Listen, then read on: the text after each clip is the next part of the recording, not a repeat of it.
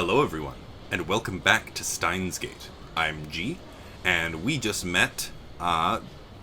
We started last episode having met Urishibara Rukako, and then we met Amane Suzuha and Tanoji Yugo. I think I've got all those names right. I hope so. I'm sorry if you speak Japanese better than I do, and I didn't pronounce them right. I'm doing my best here. So we've got most of the cast set out here. I think we have 3 people left to meet, including one that was already mentioned, Night Noji. But now we are somewhere, looks like the mall, and we just got some mail. So let's check what that is all about. I got mail. Rukako, are you really okay with yesterday's exorcism? I feel like a more traditional ceremony would have been better. I'm worried something might happen to you because my exorcism wasn't strong enough. It bothers me so much. I can't sleep at night. P.S. Because of that, I couldn't do more than 3 practice swings with Samadare. Oh, Rukako, you absolute sweetheart. It's okay. Okay. It wasn't bad, just a little clumsy. You're a servant of the gods. You don't need to project a dignity. Yeah, you don't need to... Wait, no. You do need... God damn it. This... Words getting cut off by the edge of the screen and being on the next line are not something that I'm used to reading. You need to project dignity and confidence. Work on it. Okay. What would a traditional ceremony entail? I need details. Don't tell me if it's an ancient forbidden secret. Don't worry. Thanks to your exorcism, my right arm has been quiet for a while. Still, there's no telling what could set it off. If I'm forced to do battle again, let's just pray that the organization's assassins don't find me. Okay, it's bothering Rukako, and I want to reassure Rukako that it's fine.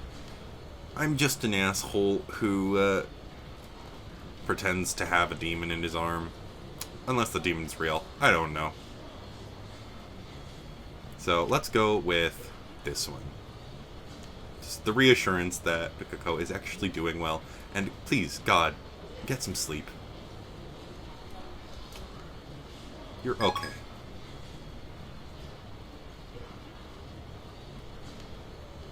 Okay. I always forget that I can just exit out and I don't have to wait for that little mail sent thing to go away. So hot! I was at university all morning. As I returned to Akiba, the heat is now becoming unbearable. I grab an iced coffee at the bakery inside Yodobashi to quench my thirst. While I'm at it, I guess I'll check @channel on my phone. I mostly frequent the occult board, the future technology board, and sometimes the physics board. I search for threads on the mass disappearance phenomenon, or Makise Kurusu stabbing, but turn up nothing. So were those hallucinations after all? When I peek at the occult board, I find posts in multiple threads from someone claiming to be John Teeter. Wait, John Teeter is back? John Teeter appeared on an American BBS 10 years ago, claiming to be a time traveler. He claimed to have traveled from the year 2036 in order to obtain an old computer, the IBM 5100. His claim started quite a storm among the BBS denizens. Teeter also made several accurate, if fragmentary, predictions of future events. The start of the Iraq War, and the spread of Creutzfeldt-Jakob disease, for example. I think that's how you pronounce that. Again, I'm sorry. To prove he was from the future, he explained the principles behind his time machine and provided pictures of its operation manual. But after about 4 months, he disappeared without ever revealing his identity. At one point, his predictions gained popularity, even in Japan. Yes, he certainly did get some things right. But on the other hand, he missed several others. Some of his posts contradicted each other too. That's why, to this day, most people doubt his authenticity as a time traveler. So after 10 years of silence, that same John Teeter is now on a Japanese BBS? Ridiculous. It's obviously a troll. First of all, John Teeter is American, yet now he's posting on @channel in Japanese. Let's take a look at his posts. Okay. Name John Teeter. July 28th, Wednesday, 2010. I don't expect you to believe that I came from the year 2036. I see that everyone would like to know more about my time machine. Time travel technology was developed by CERN. They completed the first time machine in 2034. Time traveler lol, John Teeter lol. More details on the time machine. Do they sell time machines? How much do they cost? I've got about 100 million yen saved. Can you send me one? CERN has a monopoly on time machines. Not even the most powerful nations on Earth can acquire one, to say nothing of private citizens. CERN used their time machine for power. By 2036, the world has become a dystopia. There is no war, no conflict. However, that is a false peace founded on the complete eradication of liberty. What does LOL mean? Why did you come to this time? Was the Akiba satellite crash your doing? Wait guys, Teeter-san doesn't understand channel lingo. Let's keep it simple, okay? If you know what I mean. Get a trip code, asshole. I came here to change my present. In other words, your future. My mission is to destroy CERN's dystopia and restore freedom to the world. This is a wonderful time you're living in. Everyone is free, but you will lose it all in just 20 short years. It is vitally important that you understand what the future has in store. What is a trip code? I might get one if you tell me what it is. You said only term... God damn. You said only CERN has time machines. You have a time machine. That must mean you're working for CERN. Therefore, your goal can't be to destroy CERN's dystopia. You're a fraud. QED. What's a dystopia? How can CERN take over the world in just 20 years? Look at the Middle East. You've been reading too much manga if you think you can get those guys to stop killing each other. Who asked you to change the future? You trying to play God? If they're promising world peace, then I for one welcome our new CERN overlords.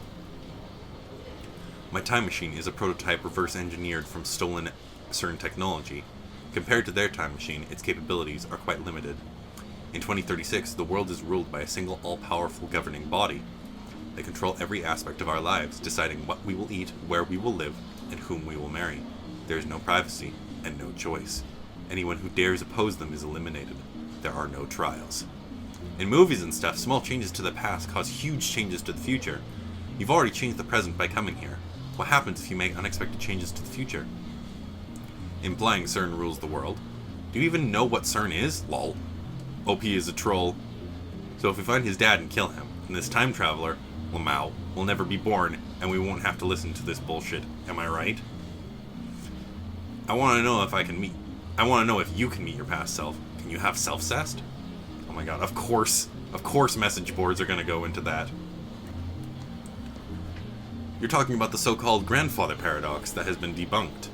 This world line has a divergence of 0.571024% compared to the world line I came from. Killing my father would alter divergence, creating a world line where my father is dead. However, it would not erase this world line. I would go on existing.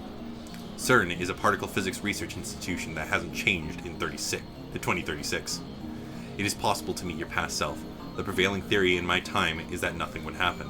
I, however, haven't met my past self. If you're really a time traveler, then fucking prove it. Post time machine pics or GTFO. The many worlds interpretation. Whoa, slow down, bro. Research institution taking over the world. Lol, what? I do not feel the need to prove that I am what I say I am. I am only posting these messages on a whim. My mission comes first. What are world lines? Can you meet yourself from another world line? What happens if you do? Late reply. A trip code is a way to identify posters, but hashtag password after your name. Put hashtag password after your name. Lol, backpedaling. World lines are like an infinite number of rivers flowing in parallel. Along the way, they are constantly branching out into new world lines. This is called divergence. For example, whether or not you post on this messages board has practically no effect on this world line's divergence. But if you were murdered, let's say, the divergence would change. However, it would only change by about 0.000002%, if that. A single human being's death is not terribly significant on a global scale. Wars, disasters, acts of terrorism, and other events that cause widespread death and destruction have a much greater effect on divergence. Thanks for telling me about trip codes. I'll make sure to use this one from now on. I'm starting to get tired, so let's pick up again tomorrow. It's been fun talking to everybody. Looks like they've already made an archive of these threads. Of course, there have been sites dedicated to John Teeter for years now. This post closely resembles what the original Teeter wrote 10 years ago. I've read one of the books on Teeter, that's how I know. This new John Teeter is clearly an imposter. There are many Teeter fanatics on that channel. He's not exactly a household name in Japan, but I doubt anyone would fall for this level of trolling. As I continue to read, however, I find the response the opposite of what I expected. Everyone is accepting this time traveler as if this were his first appearance. Nobody has even mentioned his appearance 10 years ago. Finding this strange, I try posting a retort, but everyone ignores me. What the hell? You can figure this out if you do a little research, people. There's the original John Teeter thread archive in English, and plenty of Teeter blogs in Japanese. I enter John Teeter's name into a search engine. 12 matches. Wait, only 12? Moreover, all 12 are about the current Teeter's postings on @channel. I can't find a single trace of the Teeter from 10 years ago. Bizarre. This just can't be. I searched for information on Teeter a few years ago. Back then, I got tens of thousands of hits. Is this search engine filtered? I try searching on another site just to make sure, but it gives the same result. What is this madness? It feels like I've stumbled onto another plane of reality. Could this be another organization conspiracy? These past 2 days I've been surrounded by nothing but chaos and confusion. I'll call Daru. He'll know about Teeter for sure. After all, I've talked to him about Teeter before. I only vaguely remember the details of that conversation, but I'm positive the conversation happened. By the time I dig my phone out of my bag, I no longer feel like making the call. Instead, I send him an email on the way back to the lab. He replies with his location. By May Queen, he means May Queen plus Nyan squared. Okay, so, the way that I've heard this pronounced is May Queen Nyan Nyan. So I'm going to pronounce it like that, even though saying Nyan Nyan kind of makes me want to die inside. So, here we go. A maid cafe. Daru's a regular there. Apparently, 3D cat maids are his thing too. May Queen Nyan Nyan is only a 3-minute walk from the lab. Coming from Kuramaeba Shidori, take a left at Sumakoi oh my god, so long. Sumakoi Saka crossing, and you'll find it. That's where I'm headed now. It's usually busy in Akiba during summer break, but now it's even busier because of the Radicon incident. The area was blocked off yesterday, but it doesn't look like they could keep the main road closed for 2 days straight. I haven't seen a single police officer today. But the Radicon building still seems off limits. The entrance shutters are closed shut and sealed with yellow police tape. We're here now in Akihabara the day after the unexplained satellite crash. The police barricade has been lifted, and a tremendous number of people have gathered in front of the station. The satellite's origin is still under investigation. We're told that it can't be removed until the authorities have more information. According to the police, the satellite does not appear to be dangerous. However, tourists and local business owners have raised concerns. The media has dozens of cameras set up outside of the police line, and there are nearly twice as many onlookers as reporters, enough to fill the entire street with people. Everyone's aiming their phone cameras at the satellite-like object. So many people. Living in Akiba, you get used to crowds and big events, but a gathering of this size is unusual. I wonder when they'll get rid of that thing. I hope it doesn't explode or something. They've been letting people back into the area, so I guess there's no danger. Still, considering its unknown origin, I'm surprised there isn't more security. Today, like always, otaku are shopping for doujinshi, import games, electronics, or whatever strikes their fancy. Aside from the scene at Radicon, it's the same as any other day. But I still don't understand what I saw yesterday. I've half accepted that the mass disappearance was just my imagination. Maybe I've become unable to distinguish reality from fantasy, like the media likes to say about teenagers these days. With that thought in mind, I return my gaze to the street. And there, in front of me, stands a woman holding her phone in front of her face. Huh? She took a picture. Her phone was clearly pointed at me. I tried to cover my face, but not quickly enough. I turn around just to make sure that she wasn't pointing at someone behind me. But that doesn't seem to be the case.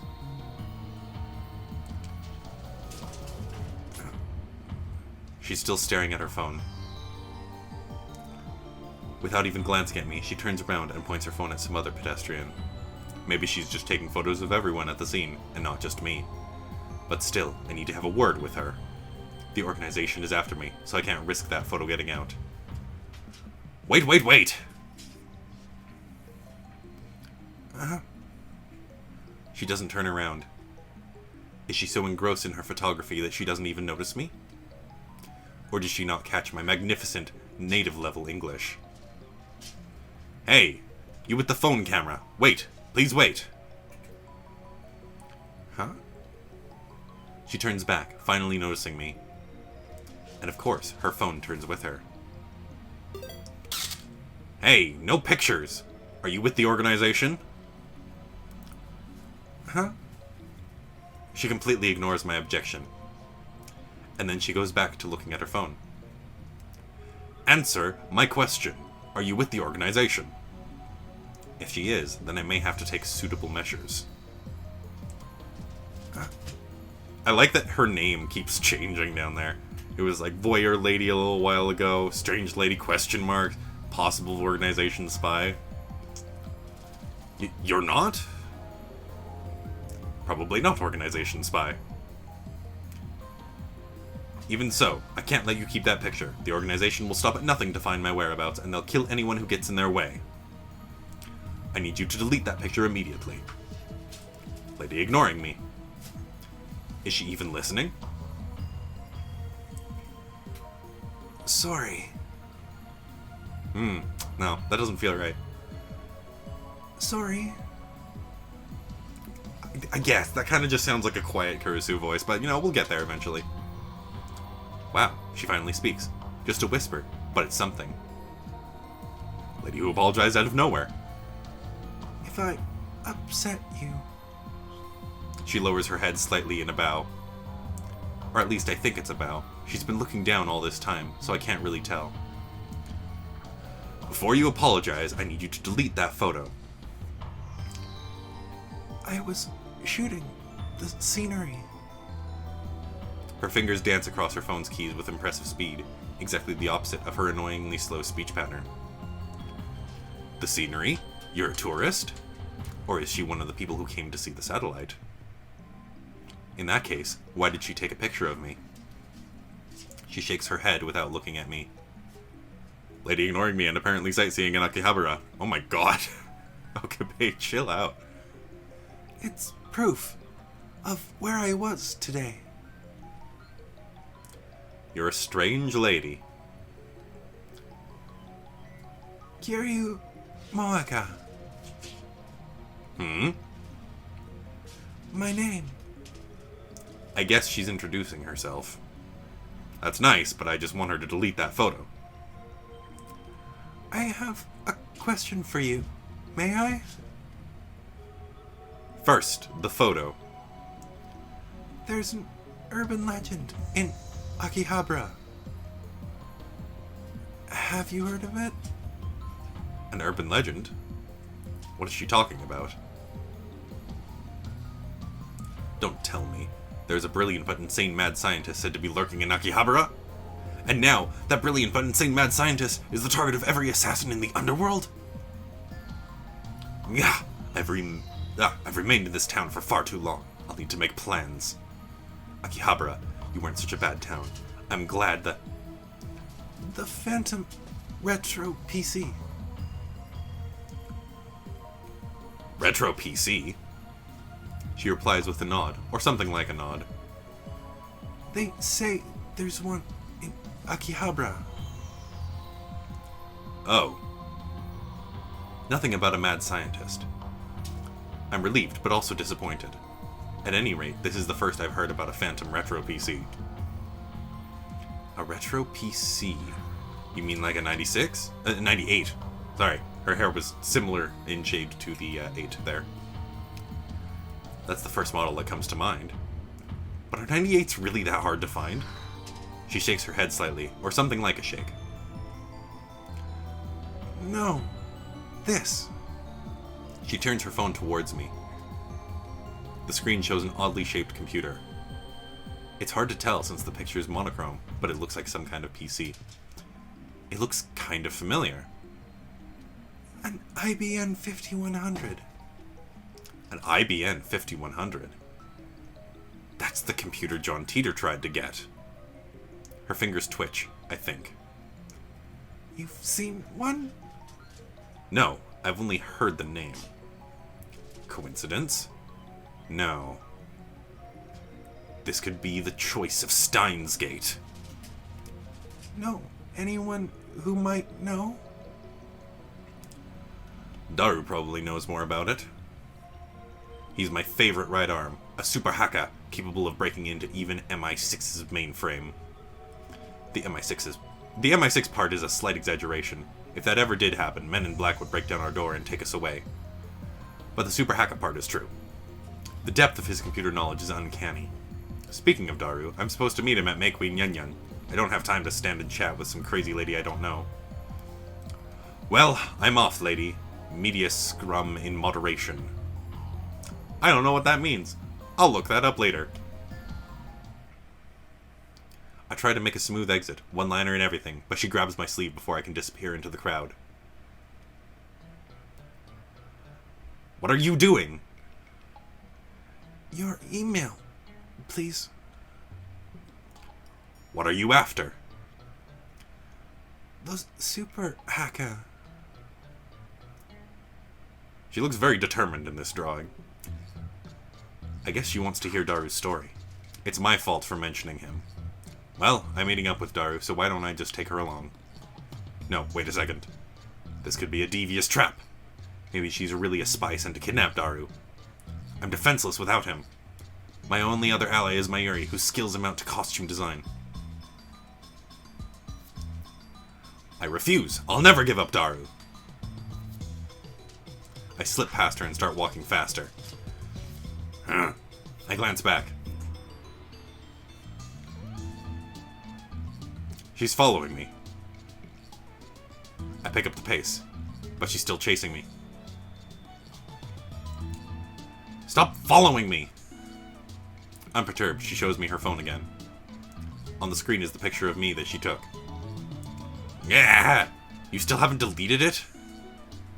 Tell me, and I'll delete it. You dare blackmail me? Who do you work for? I attempt to glare her into submission, but her eyes are already lowered. My glare is ineffective. She hesitates for a second. Work part-time at Arc Rewrite.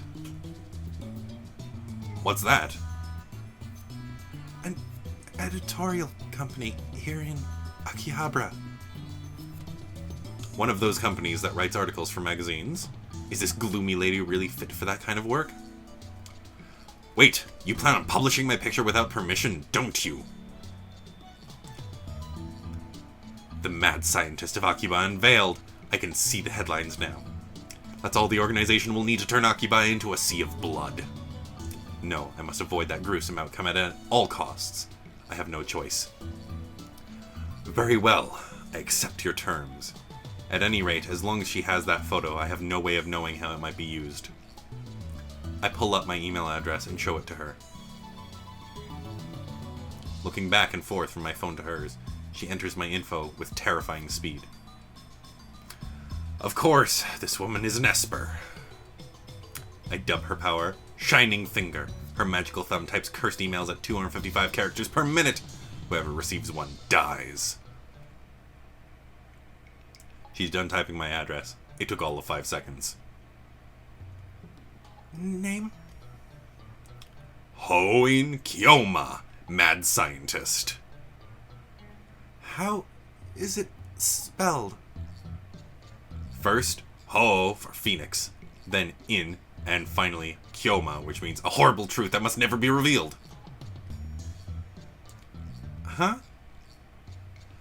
Ho for Phoenix, then In, And finally, Kyoma, which means a horrible truth that must never be revealed. I didn't know that Ho means phoenix. That would explain the Pokemon. Anyways, I repeat my perfect explanation. This is the origin of my true name. Explaining the in part of Halloween would take too long, so I left it out. She enters my name with her head tilted to the side. Like this? What the hell is this? Are you mocking me?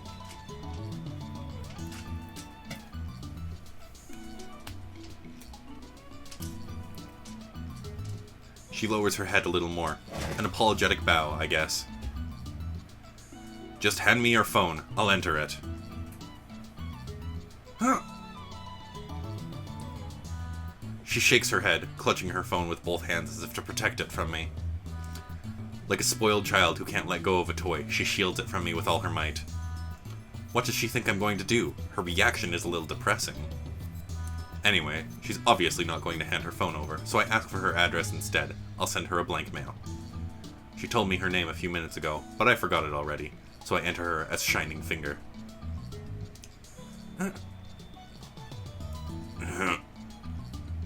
What am I doing standing here in the middle of the street?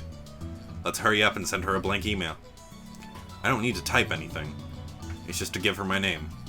I already put her in my contacts. Just send a blank email to Shining Finger. Oh, it opens it automatically. She frowns while looking at her own phone. And then she glances my way. I can feel those eyes clearly saying, hurry up. But I'm hesitant. I'm not sure if it's a good idea to give her my true name. But regardless of how long I hesitate, I don't think that she'll let me go until I send her the email. She sure is persistent. Looks like I have no choice but to send the email. We exchange a few words, and then I get away from her as fast as I can. Oh boy! Well, I think that this is a pretty good place to cut it, as we are about to head into May Queen Yan Yan and meet the character who I have no idea how I'm going to do her voice without it just being awful and tearing up my throat. So, anyways, yeah, hopefully soon we will get into some more of the meat of the plot now that we've almost met all of the characters. I don't know if we're actually going to get like a scene where we meet Naitonoji, but who knows? But anyways, thank you all so much for following my playthrough of Steins Gate, and I'll see you all in the next episode. Bye now.